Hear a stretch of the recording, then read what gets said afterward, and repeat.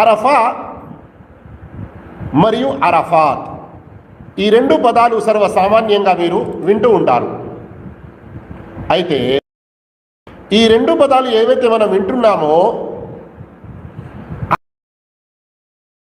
ఏకవచనం అరఫాత్, బహువచనం అని ఇమాం నేసాబూరి రెహమహుల్లా చెప్పి ఉన్నారు.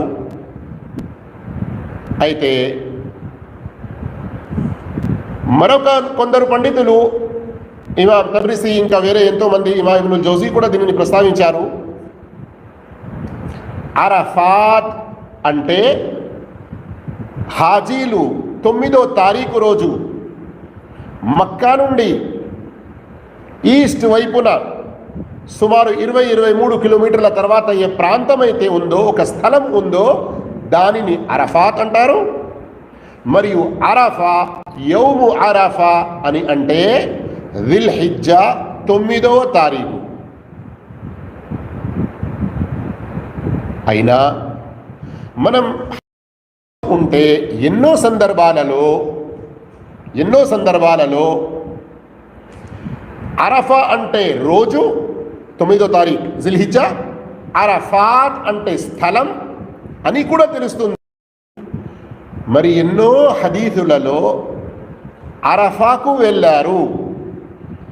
ఉదాహరణకు ముస్లిం షరీఫ్లో హదీస్ నంబర్ 12-18 ఫఅజాజ రసూలుల్లాహి సల్లల్లాహు అలైహి వసల్లం హత్తా అతా అరఫా ఫవజద అల్‌కుబ్బత ఖద్ దురిబత్ లహు బినమిరా ఫనజల బిహా. ప్రవక్త సల్లల్లాహు అలైహి వసల్లం సూర్యోదయం అయినాక కొంతసేపటికి 9వ తారీఖు రోజు మినా నుండి బయలుదేరి అరఫా వైపునకు వచ్చారు. ఇక్కడ అరఫా అని అరఫాత్ను అనడం కూడా జరుగుతుంది. అంటే అరఫాత్ ఆ స్థలాన్ని అంటారు, అరఫా రోజును అంటారు. కానీ అరఫా అన్నది ఆ స్థలం గురించి కూడా ఉపయోగపడుతుంది. ఇక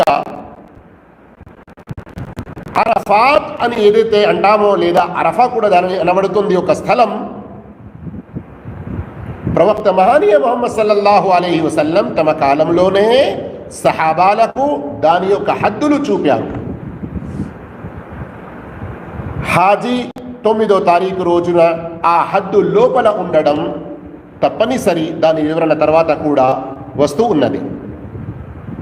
అయితే అరఫా 9వ తారీఖు రోజును అరఫా అని ఎందుకంటారు?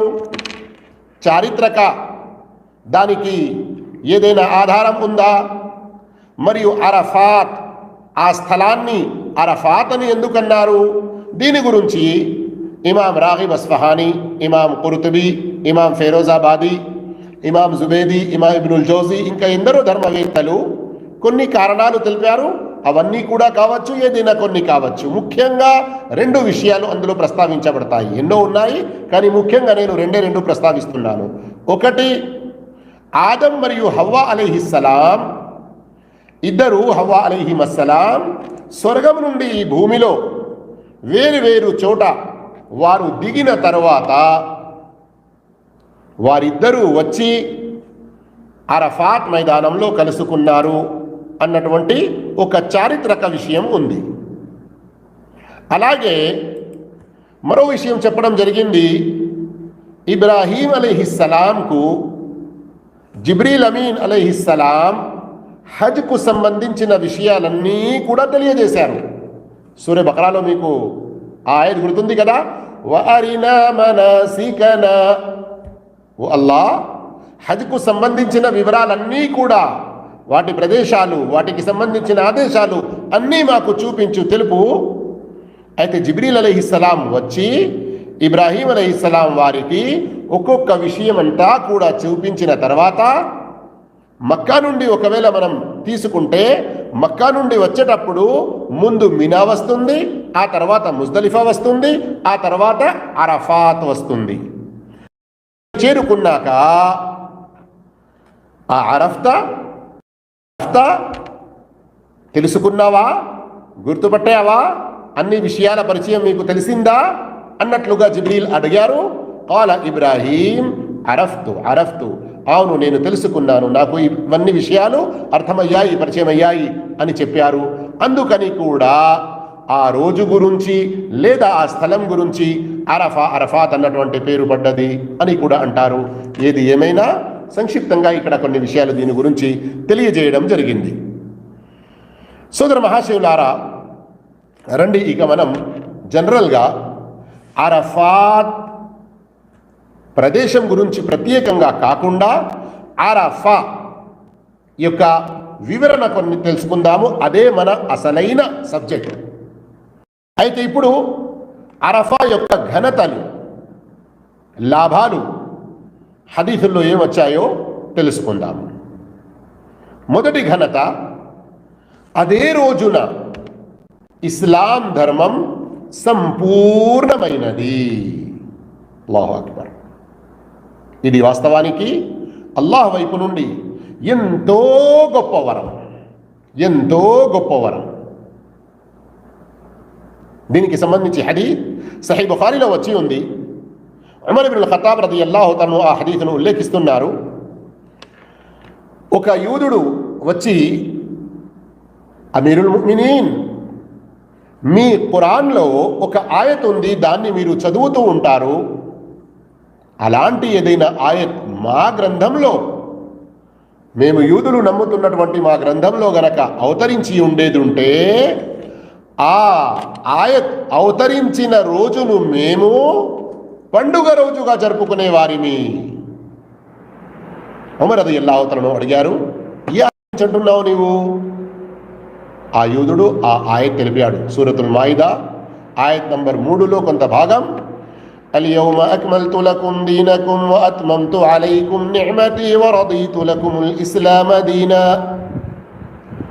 ఈరోజు నేను మీ కొరకు మీ ధర్మాన్ని సంపూర్ణం చేశాను, నా యొక్క అనుగ్రహాన్ని మీపై పరిపూర్ణం గావించాను, మరియు మీ కొరకు ఇస్లాం ధర్మాన్ని మాత్రమే ఇష్టపడ్డాను. ఈ మాట ఉమర్ రదియల్లాహు తఆలా ఆ యూదునితో విన్న తర్వాత ఏమన్నారో తెలుసా? ఖద్ అరఫ్నా జాలికల్ యౌమ్, ఆ రోజు గురించి మాకు చాలా మంచిగా తెలుసు. వల్ మకాన్ అల్లదీ నజలత్ ఫీహి అలన్ నబీ సల్లల్లాహు అలైహి వసల్లం, మరియు ఆ రోజు ప్రవక్తపై ఈ ఆయత్ ఏదైతే అవతరించిందో, ఏ ప్రదేశంలో ఎక్కడ అవతరించింది అది కూడా మాకు చాలా మంచిగా తెలుసు. ఈ ఆయత్ ప్రవక్త సల్లల్లాహు అలైహి వసల్లం జుమా శుక్రవారం రోజున అరఫాలో ఉన్నారు. ఇక్కడ కూడా చూడండి హదీస్లో, హదీస్ నంబర్ 45, ఖాయిమున్ బిఅరఫా వహువ ఖాయిమున్ బిఅరఫా. ఇక్కడ రెండు భావాలు వస్తాయి. ప్రవక్త అరఫాలో ఉన్నారు అంటే అరఫా రోజున 9వ దిల్హిజ్జా రోజున, మరియు అరఫాత్ మైదానంలో ఉన్నారు. ఆ సందర్భంలో ఈ ఆయత్ అవతరించింది. అరఫా రోజు యొక్క ఘనతలో మనకు ఈ విషయం తెలుస్తుంది. దీని ద్వారా మనకు బోధపడుతున్న ఒక గొప్ప గుణపాఠం, మనం అరఫా పేరు ఇంకా వేరే ధర్మం పేరు మీద మనకిష్టమొచ్చినట్లు ఏ పనులు చేయకూడదు. అల్లాహ్ మరియు ప్రవక్త సల్లల్లాహు అలైహి వసల్లం ఆదేశించినవి అల్లాహ్ యొక్క ప్రసన్నత కొరకు ప్రవక్త యొక్క విధానంలో చేయడమే అసలైన ధర్మం. మరియు ధర్మం సంపూర్ణమైపోయింది. ఆ రోజు ఏ విషయమైతే ధర్మం కాదో ఇప్పుడు మనం ధర్మం అని భావించి చేస్తే అది పాపం అవుతుందన్న విషయం గమనించండి. సోదర మహాశివులారా, సోదరిమణులారా, ప్రియ వీక్షకులారా, అరఫా రోజు యొక్క ఘనతలో రెండో విషయం ప్రవక్త మహానీయ ముహమ్మద్ సల్లల్లాహు అలైహి వసల్లం తెలిపారు. అబూ దావూద్లోని సహీ హదీస్ షేఖ్ సహీ అన్నారు. ఉక్బా బిన్ ఆమిర్ రదియల్లాహు తఆలా ఉల్లేఖించారు. ప్రవక్త సల్లల్లాహు అలైహి వసల్లం చెప్పారు, యౌము అరఫా వ యౌమున్ నహర్ వ అయ్యాముత్ తష్రీక్ ఈదునా అహ్లల్ ఇస్లాం వ హియ అయ్యాము అక్లిన్ వ షుర్బ్. ఏమంటున్నారు ప్రవక్త వారు? అరఫా రోజు మరియు కుర్బానీ రోజు, ఆ తర్వాత అయ్యాముత్ తష్రీక్ జిల్హిజ్జా యొక్క 11, 12, 13 ఈ 3 రోజులు ఈదునా అహ్లల్ ఇస్లాం, మా ముస్లింల యొక్క పండుగ, ఇస్లాం వారి యొక్క పండుగ రోజులు ఇవన్నీ కూడా ఎన్ని రోజులైనాయి? 5 రోజులు కదా. యౌము అరఫా, యౌమున్ నహర్, అయ్యాముత్ తష్రీక్. అబూ దావూద్లోని ఈ హదీస్ను గుర్తుంచుకోండి. ఈ హదీసుతో వేరే ఒక చాలా ముఖ్యమైన విషయం, ఒక మసాలా చెప్పనున్నాను నేను. అబూ దావూద్లో హదీస్ నంబర్ 2419. 9వ తారీఖును ఏమన్నారు? యౌము అరఫా. 10వ తారీఖును ఏమన్నారు? యౌమున్ నహర్. తర్వాత 11, 12, 13 ఈ 3 తారీఖులను ఏమన్నారు? అయ్యాముత్ తష్రీక్. ఈ 5 రోజులు కూడా పండుగ రోజులు. ఆ రోజుల్లో తినడం, త్రాగడం వేరే ఉల్లేఖనాల్లో ఉంది. అల్లాహ్ యొక్క జిక్ర్ అధికంగా చేస్తూ ఉండడం. ఈ విధంగా మనం చెప్పుకుంటే ప్రత్యేకంగా అరఫాలో ఉన్న వారికి ఇది చాలా మరింత ఎక్కువ శుభకరమైన విషయం. అరఫా రోజు ఘనతలో 3వ విషయం ఏమిటంటే అల్లాహు తఆలా ఆ రోజు గురించి ఖురాన్లో ప్రమాణం చేసి ఉన్నాడు. అల్లాహు తఆలా ఏదైనా విషయం గురించి ప్రమాణం చేస్తున్నాడు అంటే అల్లాహుల్ అజీమ్, ఆ గొప్ప మహోన్నతుడైన అల్లాహ్ ఏదైనా ఒక మహోన్నతమైన విషయానికి దాని యొక్క గొప్పతనాన్ని తెలియజేయుటకు ప్రమాణం చేస్తున్నాడు, సాక్షిగా చెబుతున్నాడు. ఎక్కడుందండి ఇది? సూరతుల్ బురూజ్లో. సూరతుల్ బురూజ్లో ఇదాతిల్ బురూజి వల్ యౌమిల్ మౌఊద్ వషాహిదిన్ వమష్హూద్ అని ఏదైతే ఉందో దీని గురించి ప్రవక్త సల్లల్లాహు అలైహి వసల్లం స్వయంగా తెలిపారని అబూ హురైరా రదియల్లాహు తఆలా ఉల్లేఖించారు. అల్ మష్హూద్ యౌము అరఫా. యౌము అరఫాను అల్ మష్హూద్ అని చెప్పడం జరిగింది. ఈ హదీస్ తిర్మిదీలో ఉంది. షేఖ్ అల్బానీ రహమహుల్లా హసన్ అని చెప్పారు. హదీస్ నంబర్ 3339. 4వ ఘనత అరఫాకు సంబంధించినది. ఇది సర్వసామాన్యంగా ముస్లింలందరి కొరకు, ప్రత్యేకంగా హజ్ చెయ్యని వారి కొరకు. అదేమిటి? 2 సంవత్సరాల మన్నింపు. ఎవరికి? ఆ రోజు ఉపవాసం ఉండేవారికి. అల్లాహు అక్బర్. అల్లాహ్ యొక్క గొప్పతనం చూడండి. ఒక్క ఉపవాసానికి బదులుగా అల్లాహ్ మనందరిపై దయ చేసి, కరుణ చేసి, కటాక్షాలు కురిపిస్తూ 2 సంవత్సరాల పాపాలు మన్నిస్తాడంటే మనం ఇలాంటి ఉపవాసం నుండి వెనుక ఉండగలుగుతామా?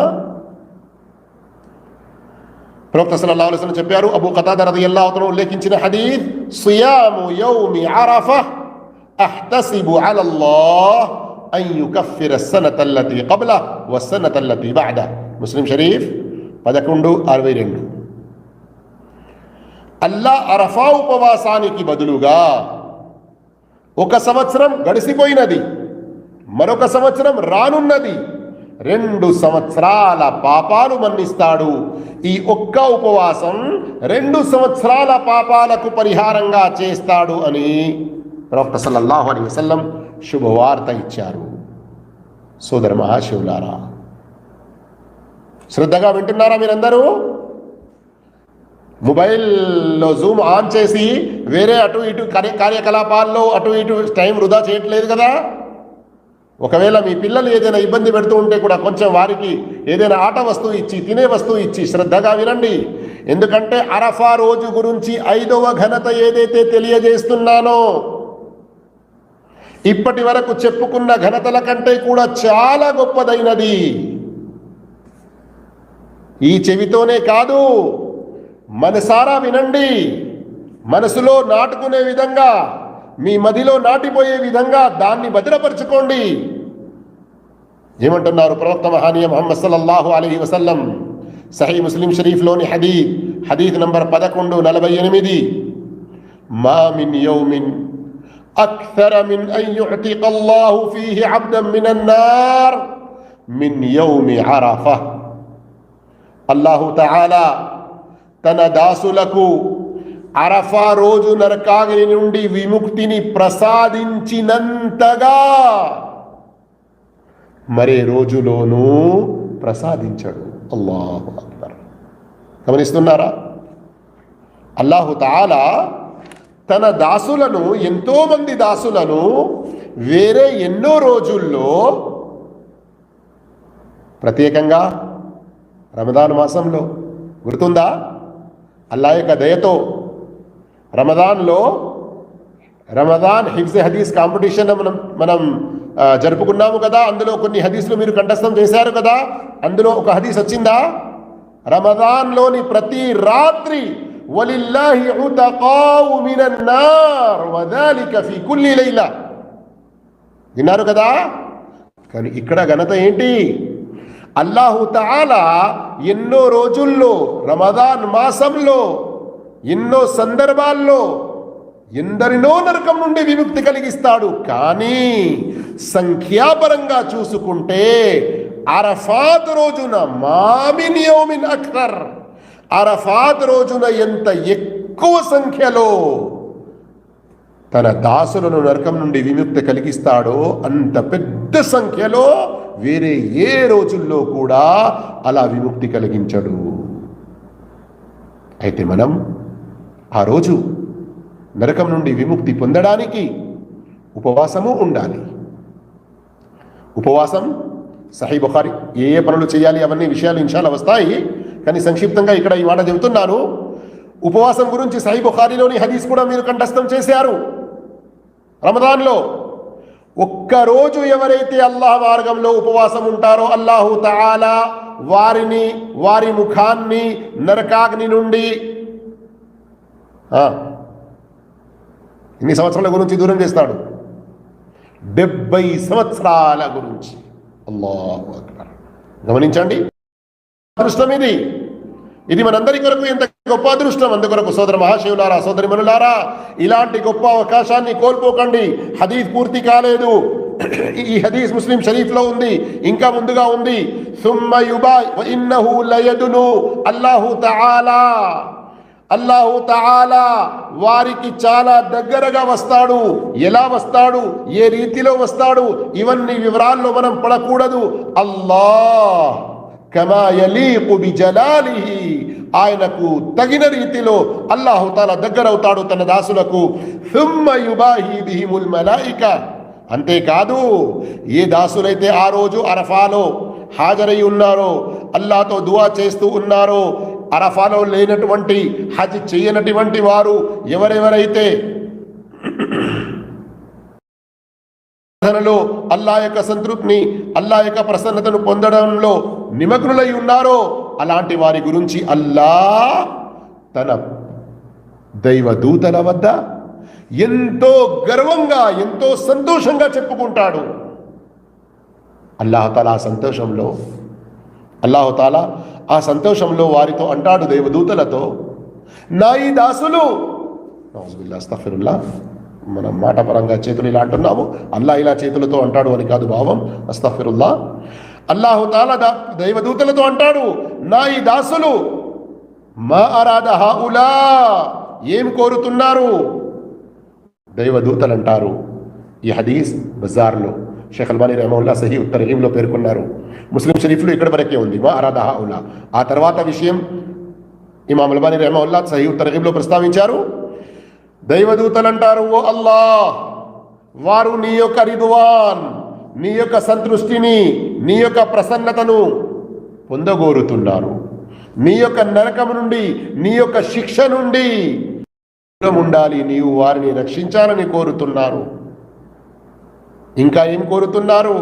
ఓ అల్లాహ్, వారు కోరుతున్నారు నీవు వారి యొక్క పాపాలను పూర్తిగా మన్నించేసేయాలని. ఆ తర్వాత కొన్ని ఉల్లేఖనాల ద్వారా తెలుస్తాయి.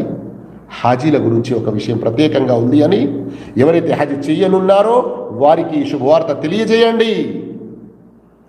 అల్లాహు తఆలా అప్పుడు వారితో అంటాడు, వినండి,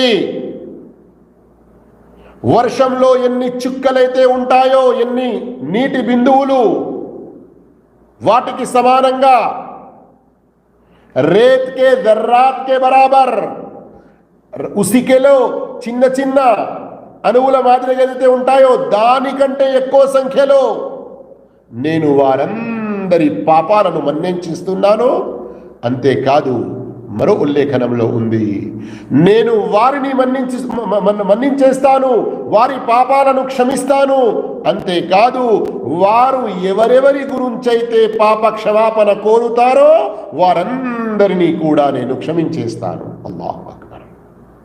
గమనిస్తున్నారా? వేరే కొన్ని ఉల్లేఖనాలున్నాయి.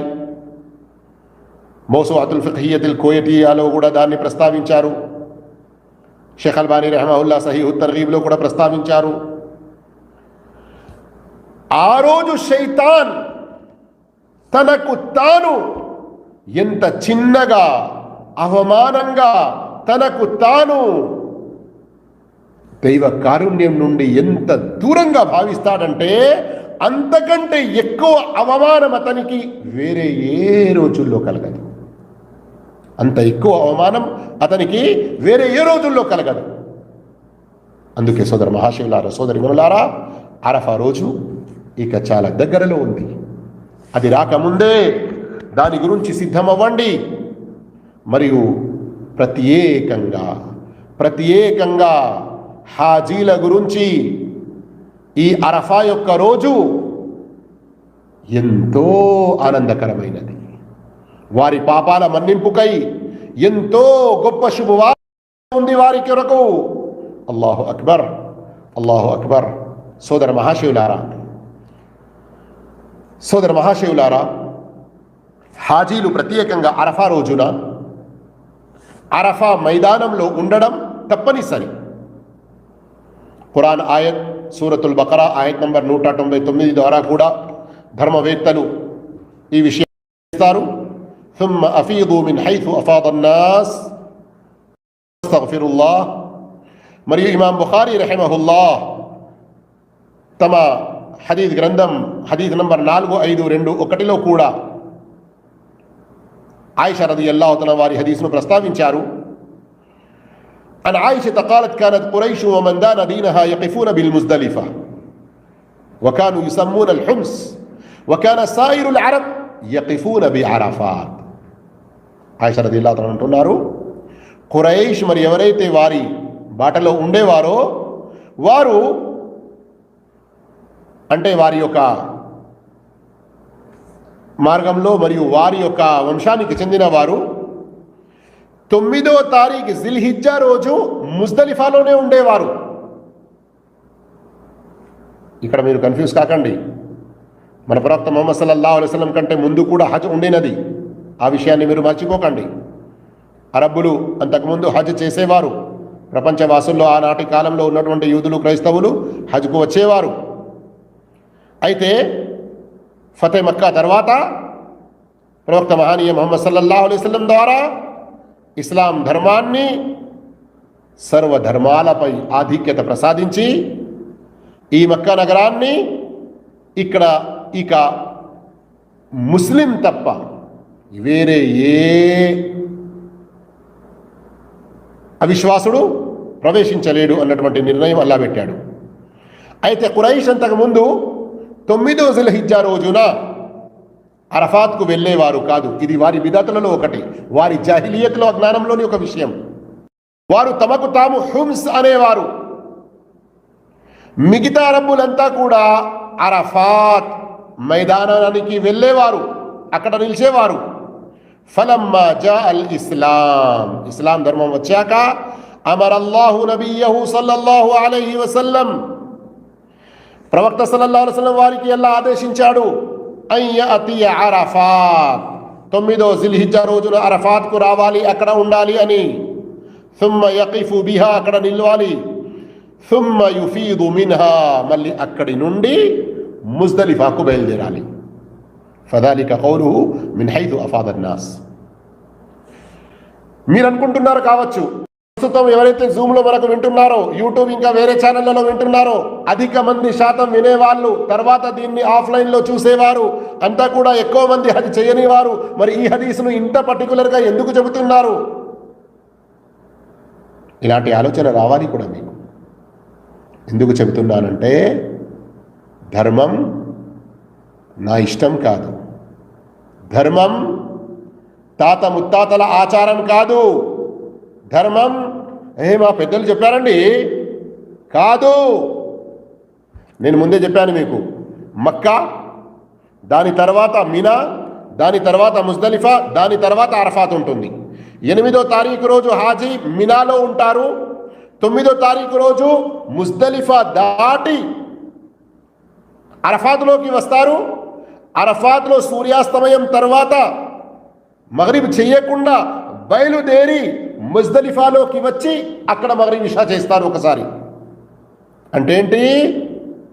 సామాన్య రోజుల్లో సామాన్య పద్ధతులకు వ్యతిరేకంగా ఎక్కడైనా ఏదైనా విషయం మనకు చెప్పడం జరిగింది ఖురాన్లో హదీస్లో అంటే అరే ఆ రోజు మేము అట్లా చేసే వాళ్ళం కదా, ఈరోజు ఇట్లా చేసే వాళ్ళము కదా, ఇలాంటి అడ్డ ప్రశ్నలు వేయకుండా ఖురాన్ హదీస్ ద్వారా రుజువైందా లేదా ఈ విషయం తెలుసుకోండి, కనుక్కోండి. రుజువైపోయింది ఆమన్నా వసద్దహనా ఖలాస్, ఇక నేను వేరే ఆలోచన నా ఇష్టం ఇది అని చెప్పను. మా తాత ముత్తాతల పెద్దల ఆచారం, హమారే ఇమాం బోలే, మా ఇమాం చెప్పారు, మా మసలక్ వారు చెప్పారు, ఇలాంటి ధోరణుల్లో వెళ్ళను. ఆ గుణపాఠాలు కూడా నేర్చుకోండి. మనం ఒక ధర్మ బోధన వింటున్నాము అంటే ముల్సాబ్ ఖాళీ బోల్కే జావుజీ తుమ్ ఓ సబ్ క్యా భీ నక్కో బోలో అని అంటారు మనోళ్ళు కొందరు.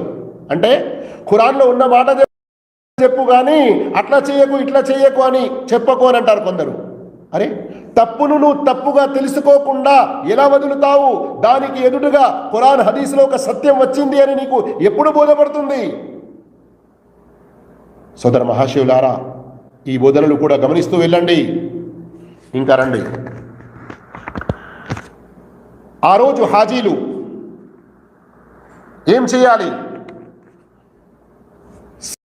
చెయ్యడం కూడా ఒక సున్నత్ అని కొందరు పండితులు చెప్పారు. దీనికి సంబంధించిన ప్రవక్త సల్లల్లాహు అలైహి వసల్లం చేశారు అన్న విషయంలో వచ్చిన హదీస్ దయీఫ్ ఉంది. కానీ హజరత్ అలీ రలియల్లాహు తఆలా అన్హు, Abdullah bin Masood, Abdullah bin Umar, వేరే సహాబాలు, తాబెఈన్, ఇంకా వేరే వారితో రుజువైన విషయం. అందుకొరకు మంచి విషయం, ఒక ముస్తహబ్ విషయం. ఎవరైనా చేయకపోతే పాపంలో పడరు, కానీ చేస్తే పుణ్యం మరి పరిశుభ్రత. ఎందుకంటే ఆ రోజు ఎన్నో రకాల ఆరాధనల్లో ఉంటాడు గనక మరింత మంచి రీతిలో పవిత్రతలో ఉండేది ఉంటే చాలా మంచి విషయం. మూడో విషయం, హాజీలు చేసేది జొహర్కు ముందు అరఫాత్లో చేరుకునే ప్రయత్నం చేయాలి. నాలుగవది జొహర్ మరియు అస్ర్.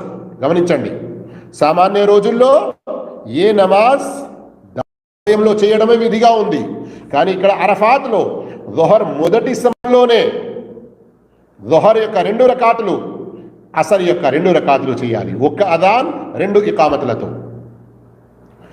ఇక్కడ ఒక విషయం చెప్పడం చాలా ముఖ్యం. అదేమిటంటే ఎందరో హాజీలు అనుకుంటారు జబల్ రహమత్ అని ఒక అక్కడ పర్వతం ఏదైతే ఉందో దాని మీదకి వెళ్ళాలి అని. ఇది హజ్లోని భాగం కాదు. అక్కడికి వెళ్ళే విషయంలో సమయాన్ని వృధా చేసి అసలైన ఆ రోజు చేసే అటువంటి ఆరాధనల నుండి అశ్రద్ధలో పడకూడదు. పూర్తి అరఫాత్లో ఎక్కడైనా ఉండవచ్చు. అయ్యో మరి ప్రవక్త దాని పక్కన పోయి ఎక్కడ ఉన్నారు కదా, నేను కూడా అక్కడే ఉంటే బాగుంటుంది, ఇలా ఆలోచన చేసేవారు కొందరు ఉంటారు అనే ప్రవక్త సల్లల్లాహు అలైహి వసల్లం మినాలో, ముజ్దలిఫాలో, అరఫాత్లో ప్రతి చోట చెప్పారు, వకఫ్తు హాహునా కుల్లుహా మౌకిఫ్. నాకు ఇక్కడ అవకాశం దొరికింది, ఇక్కడ నేను నిలబడ్డాను, ఇక్కడ నేను ఉన్నాను, ఇక్కడ నేను కూర్చున్నాను. కానీ ఈ అరఫాత్ మైదానం మొత్తం ఎక్కడైనా దాని లోపల ఉంటే సరిపోతుంది. అలాగే మినా రోజుల్లో మినాలో నేను ఉన్న చోట ఉన్నాను, కానీ నేను ఉన్న చోటనే ప్రతి ఒక్కరు వచ్చి ఉండాలి అన్నటువంటి ఆలోచనలో పడకుండా ఈ మినా మొత్తం మైదానంలో ఎక్కడా ఉన్నా కానీ సరిపోతుంది అన్నటువంటి బోధన ప్రవక్త సల్లల్లాహు అలైహి వసల్లం ఆ రోజే చేసి ఉన్నారు. అయితే సోదర మహాశివులారా, ప్రత్యేకంగా ప్రియమైన హాజీల్లారా, హజ్ చేయడానికి ఎవరైతే వెళ్తున్నారో సమయాన్ని ఆ రోజు వృధా చేయకండి. విక్ర్, దుఆ, తిలావతే ఖురాన్, ప్రవక్త సల్లల్లాహు అలైహి వసల్లం పై దరూద్, ఇస్తిగ్ఫార్, పశ్చాత్తాపంతో క్షమాభిక్ష కోరుతూ ఉండడం, ఇలాంటి పుణ్యాల్లో అధికంగా తమ సమయాన్ని గడుపుతూ ఉండండి. మరియు దుఆ అధికంగా చేయండి, దుఆ అధికంగా చేయండి. తల్బియా కూడా చదువుతూ ఉండండి, సుబ్హానల్లా, అల్హమ్దులిల్లా, అల్లాహు అక్బర్. మరియు ప్రత్యేకంగా లా ఇలాహ ఇల్లల్లాహు వహదహు లా షరీక లహు లహుల్ ముల్కు వ లహుల్ హమ్దు వహువ అలా కుల్లి షైఇన్ ఖదీర్ అధికంగా చదువుతూ ఉండండి. సూర్యాస్తమయం అయ్యే వరకు అక్కడే ఉండి ఆ తర్వాత ముజ్దలిఫాకు బయలుదేరి అక్కడ మగ్రిబ్ మరియు ఇషా నమాజ్ చేసుకోండి. కానీ గమనించండి, అరఫాత్ మైదానం గురించి మీరు విన్నారు. అక్కడ ఉండి ఎవరైతే దువా చేస్తారో అల్లాహు తఆలా వారిని క్షమిస్తాడు. మరియు వారు ఎవరెవరి కొరకైతే దువా చేస్తారో వారందరినీ క్షమిస్తారు. ఏడవండి, హునా తుస్కబుల్ అబరాత్ వ తుస్తఖలుల్ హసరాత్. ఇక్కడ కన్నీరు కార్చడం జరుగుతుంది. ఈ ప్రదేశంలో మన పాపాల గురించి అల్లాహ్తో క్షమాభిక్ష కోరడం జరుగుతుంది. ఈ సదవకాశాన్ని సద్వినియోగం చేసుకోండి, వృధా చేసుకోకండి.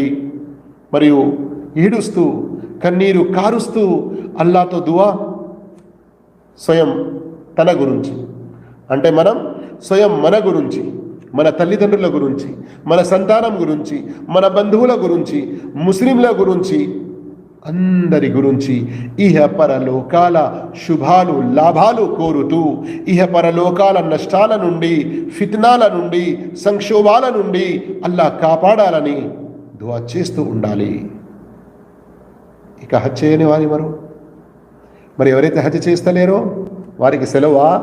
వినండి, లేదు సెలవు. ఈరోజు వారి కొరకు సెలవు లేదు. కానీ వారు ఏం చేయాలి ఆ రోజు? దానిని చెప్పేకి ముందు ఒక ముఖ్యమైన విషయం అదేమిటంటే, మనం ఇంతకుముందే తెలుసుకున్నట్లు అరఫా అని, యౌము అరఫా అని దేనిని అంటారు? 9వ తారీఖును అంటారు.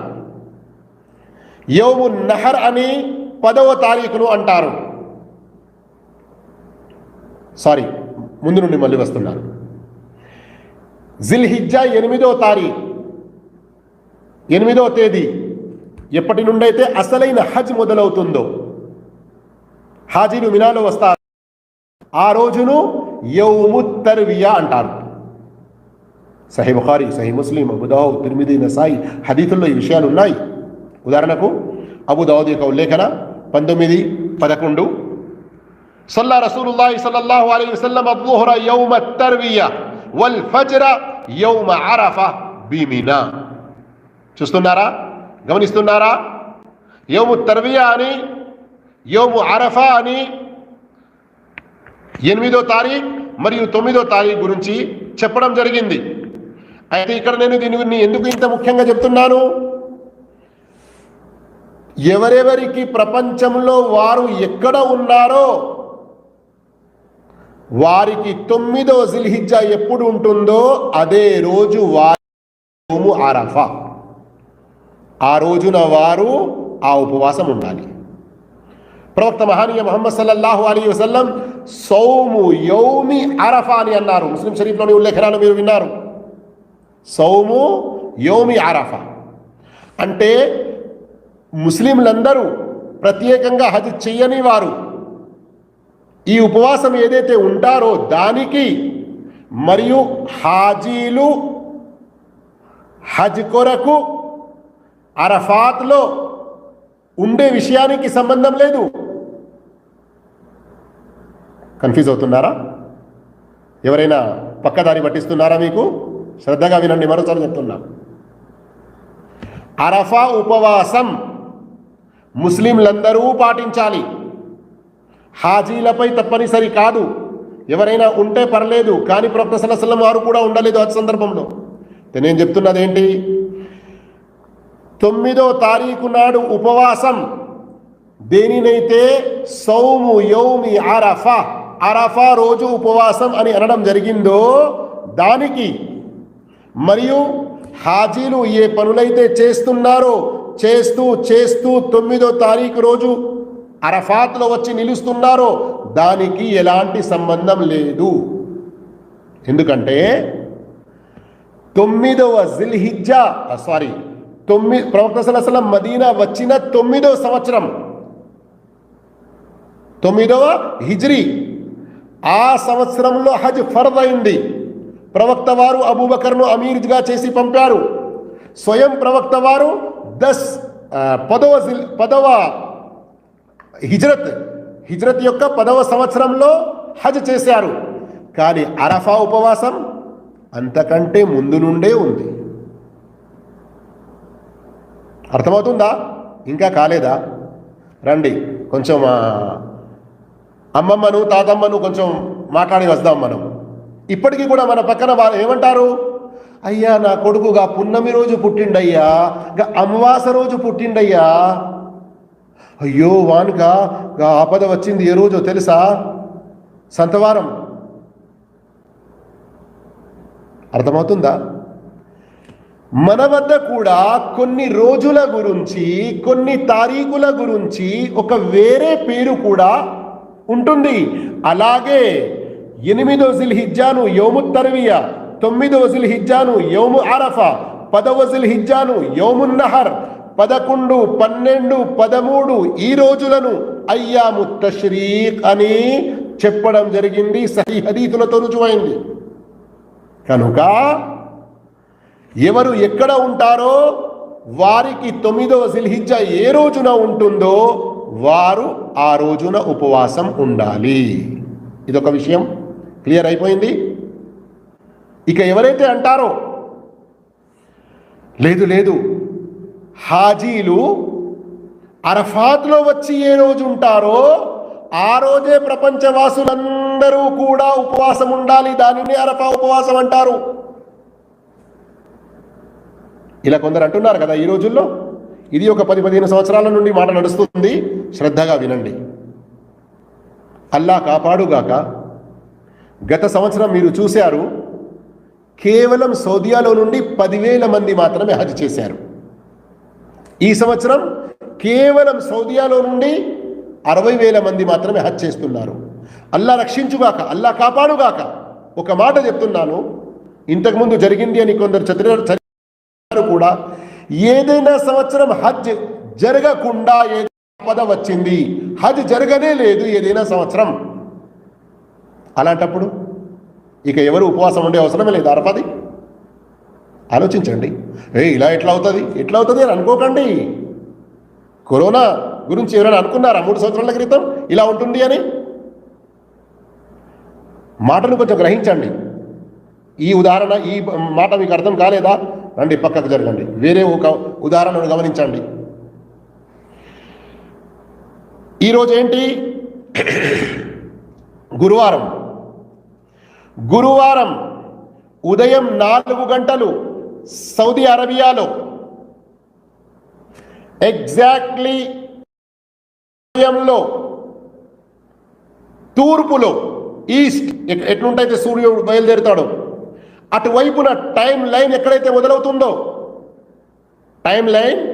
మొదలవుతుందో ఫీజీ తర్వాత ఇంకా ఆస్ట్రేలియా, న్యూజిలాండ్ వెనక ఇంకా పాగో అని ఒక పెద్ద సిటీ ఉంది. సౌదీ అరబ్కు అక్కడికి 14 గంటల తేడా ఉంది. ఉదయం గురువారం రోజున 4 గంటలు సౌదీ అరబ్లో అవుతున్నాయి. అప్పటికి పాగో అనే సిటీలో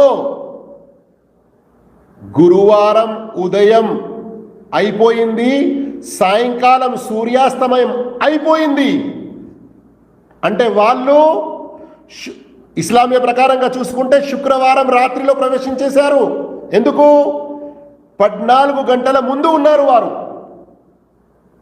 అయితే చెప్పండి, ఉదాహరణకు ఈరోజు అరఫా రోజు అనుకోండి. హాజీలు 9 తారీఖు నాడు జుమెరాత్ గురువారం రోజున అరఫాత్కు రావాలి. అరఫాత్లో హాజీలు వచ్చే సమయం ఏంటి? జొహర్ తర్వాత నుండి. జొహర్ కంటే ముందు వచ్చి అరఫా బయట ఉన్నా కానీ అరఫాత్లో జొహర్ నమాజ్ తర్వాత నుండి ఆ మైదానంలో ఉండాలి. అసలైన సమయం అక్కడ నుండి ప్రారంభమవుతుంది. ఇక మీరు ఒకవేళ భావించండి 12 గంటలు అని. మరి అక్కడ శుక్రవారం వారు ఆ రాత్రి ఆ సమయాన లేదు వారు సైరి చేసుకుని ఉండవచ్చు అని అంటే ఇక్కడ జుమ్మెవారం, అక్కడ వారికి శుక్రవారం, సేమ్ రోజు కాదు, మరి సేమ్ రోజు కాదు.